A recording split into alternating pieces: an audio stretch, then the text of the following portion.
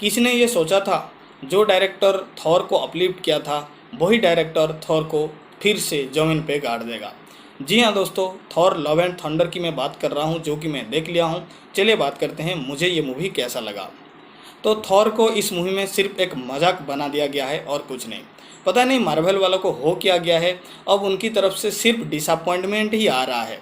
एक दिन था, पूरी तरह से दिल से एक कॉन्फिडेंट आ रहा था, मैं एक मार्वल की मूवी देखने जा रहा हूँ तो मुझे कुछ देखने को मिलेगा, कुछ नया एक्सपीरियंस करने को मिलेगा, कुछ नहीं तो मुझे फुल टुल मज़ा आएगा और मैं घर वापस आ जाऊँगा। लेकिन अब थिएटर से निकलने के बाद सिर्फ डिसअपॉइंटमेंट ही फील हो रहा है। ऐसा लग रहा है पैसा बर्बाद हो गया है। मैं ये मूवी क्यों देखने आया, क्यों ये मूवी को मैं हॉटस्टार में नहीं देख लिया। Doctor strange multiverse of the madness का तो रिव्यू आप लोग देखे होंगे। उस रिव्यू में मैं बोला था मैं कितना डिसअपॉइंटमेंट फील किया था डॉक्टर स्ट्रेंज 2 देखने के बाद। और फिर से मार्वल वाले और एक कारनामा किया, थॉर लव एंड थंडर बनाया। और इसमें ना लव था ना थंडर था, सिर्फ कॉमेडी था और कुछ हद तक कुछ एक्शन था।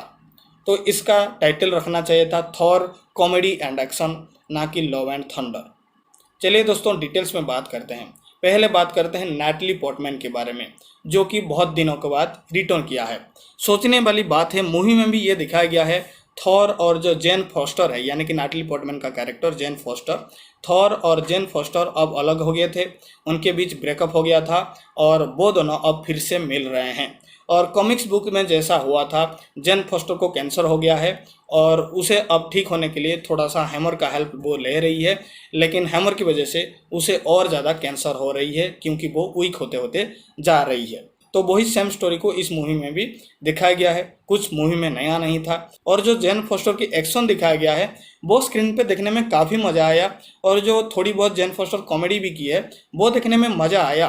लेकिन जेन फॉस्टर की एक्शन के साथ साथ अगर थोड़ा सा लव भी दिखा दिया जाता ना, ज़्यादा मज़ा आता। लव तो दिखाया गया है लेकिन ज़्यादा उसे कॉमेडी बना दिया गया है, वो सीरियस सिचुएशन को कॉमेडी की तरह लिया गया है।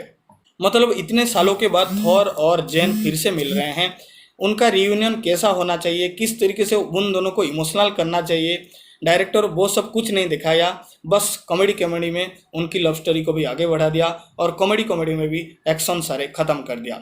बहुत सारे कॉमेडी है इस मूवी में, मैं कॉमेडी के खिलाफ नहीं हूँ क्योंकि मैं भी काफ़ी सीन पे हंसा हूँ, लेकिन इसका मतलब ये नहीं है कि आप पूरी मूवी को एक जोक बना दो।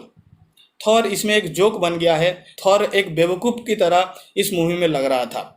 थॉर रैग्नारोक में तो वो ठीक था, वो बेवकूफ़ लग रहा था लेकिन कुछ स्मार्ट वे में काम भी कर रहा था।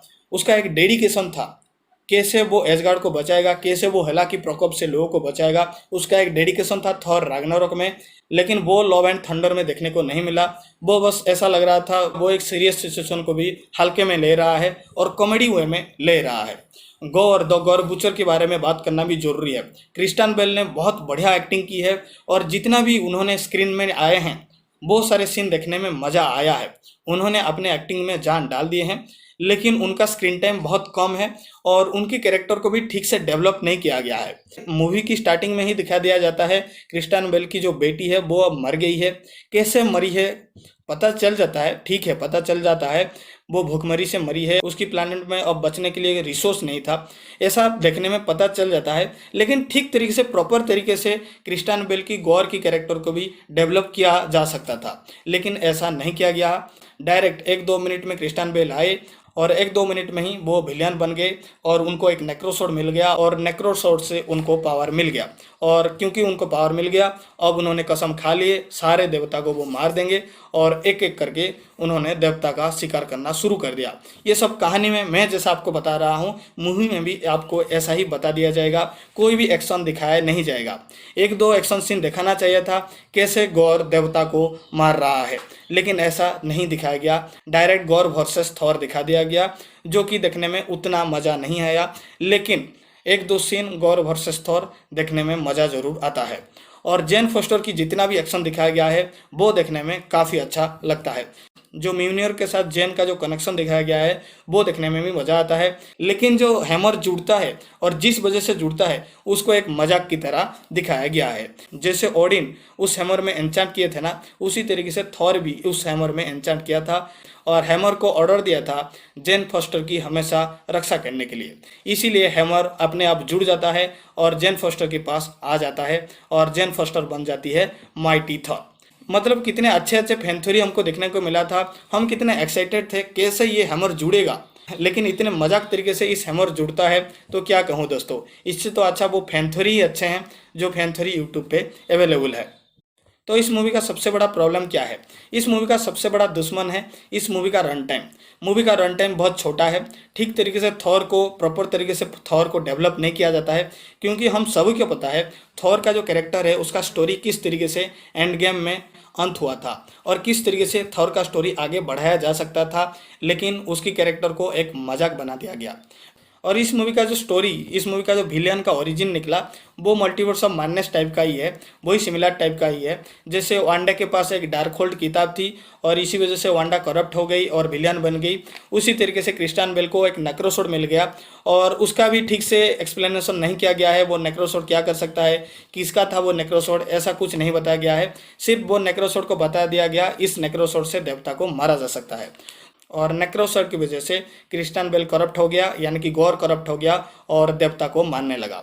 तो ये जो कहानी है किसी वजह से आप करप्ट हो गए और लोगों को मानने लगे, ये बिल्कुल मुझे अच्छा नहीं लगता है। ये जो कॉन्सेप्ट है मुझे बिल्कुल अच्छा नहीं लगता है, क्योंकि आपको पता ही होगा कैप्टन अमेरिका, अगर फर्स्ट एवेंजर आपको पता ही होगा, उसमें जब कैप्टन अमेरिका सीरम लेते हैं वहाँ बता दिया गया था पावर आपको बुरा नहीं बनाता है या फिर अच्छा नहीं बनाता है, आपको वही वो बनाता है जो आप रियल में हो। तो मेरे हिसाब से उसी कॉन्सेप्ट को एमसीयू आगे बढ़ाना चाहिए, ना कि ये एक जादुई किताब एक जन को मिल गया तो वो विलेन बन गई, एक बंदा को एक स्वॉर्ड मिल गया इसी वजह से वो विलेन बन गया। ये जो स्टोरी लाइन है बहुत खराब है। फिर भी मल्टीवर्स ऑफ मैडनेस से तो ये मूवी अच्छा है। और एक मैं बात बताना चाहूँगा, मल्टीवर्स ऑफ मैडनेस को हॉरर बनाने के चक्कर में बर्बाद कर दिया गया और इस मूवी को कॉमेडी मूवी बनाने के चक्कर में बर्बाद कर दिया गया। ये सब डायरेक्टर भूल जा रहे हैं ये एक सुपर हीरो मूवी है, तो सुपर हीरो मूवी को सुपर हीरो जनरा में ही रखना चाहिए, ना कि हॉरर जनरा में उसको लेना चाहिए, ना कि कॉमेडी जनरा में उसको लेना चाहिए, उसको सुपर हीरो जनरा में ही रखना चाहिए। तो इसी वजह से doctor strange multiverse of the madness वो एक डिसअपॉइंटमेंट था और थॉर लव एंड थंडर भी एक डिसअपॉइंटमेंट निकला। तो ओवरऑल थॉर एक कॉमेडी एक्शन मूवी है जिसमें बहुत सारा क्रिंज कॉमेडी भी है। थॉर रैग्नारोक से भी ज़्यादा कॉमेडी इसमें आपको देखने को मिलेगा और कुछ एक्शन है जो कि आपको ऑब्वियसली देखने में मज़ा आता है, लेकिन थॉर रैग्नारोक का एक्शन ज़्यादा देखने में मज़ा आया था। और इस मूवी को और भी बढ़िया तरीके से बनाया जा सकता था, बढ़िया तरीके से लिखा जा सकता था। इस मूवी की विलियन की कहानी में दम था, लेकिन विलियन को भी उतना स्क्रीन टाइम नहीं दिया गया। और थॉर की जो कैरेक्टर है वो एंड गेम के बाद अच्छा बन सकता था, लेकिन वो भी बन नहीं पाया। और जेन की भी स्टोरी और अच्छा हो सकती थी, लेकिन वो भी नहीं हुआ।